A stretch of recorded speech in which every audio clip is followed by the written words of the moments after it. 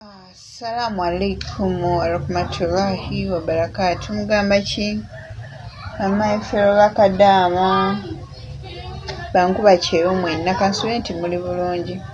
Eno ye part 3 eya story yange. Kati wemala okuva ku kyeyo omwami yange agamba ayagala ngule emmotoka ngana okugula emmotoka ngulamu poloti zange ezo 3 nfisawo sente ezirunda nga wenakoma.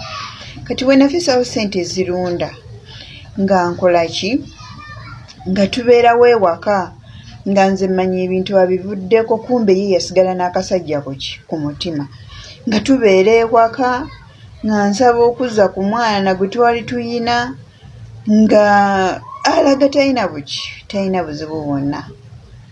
Baanamwe kyanzigwako okubeera nti omusajja yabeeranga n'akasajja ku mutima ye kumbe kyamulumanga nnyo okubeera nti muyiseeko kubanga omwami yali yalinakokko ku ssente naye nga zaadreyingamuuko.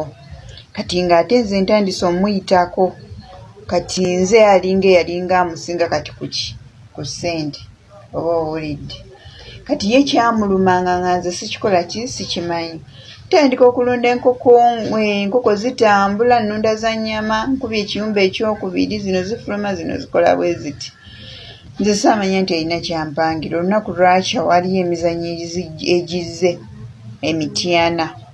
Emizannyo egyo bagiyita nabbosawo. Ebintu ebyo omuzannyo mba gumanyi gwe bayita nabbosa gwe gwali guzze ne bajjofere lutaaya emityana nga bazze nga nsaba bulungi nga ngamba mami nsaba kutwalako out nga mugamba oyagala kuntwalako out naye nga nze nkimanyi omwami wange si muntu wa bintu bya mizannyo nze nali manyi oba nosaagasaaga nga mugamba oyagala kuntwalako out nti siina buzibu olwo olunaku lwonna yesiiba talina buzibu ng'ewaka tuli fayini nga kyenjagala ambuuza oyagala kulya ki kuba yambuuza oyagala kulya nva ki ne mugamba nali njagala kulya mpuuta nteme n'aginoonya mityana munna empuuta neebula n'avuga n'agenda waliwo emityana we bayita ekitundu bakiyita Naama gye yagijja n'atugulirawo soda ekyemisana kuba famire entono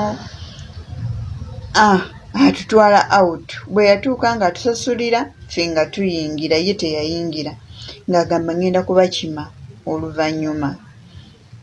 Nze saabifaako ngera bw'omanyi abakyala nalowooza ne ngamba oba ayina ddiiru ze oba ne ngamba naye kasita ffe atusasulidde nga tuyingira.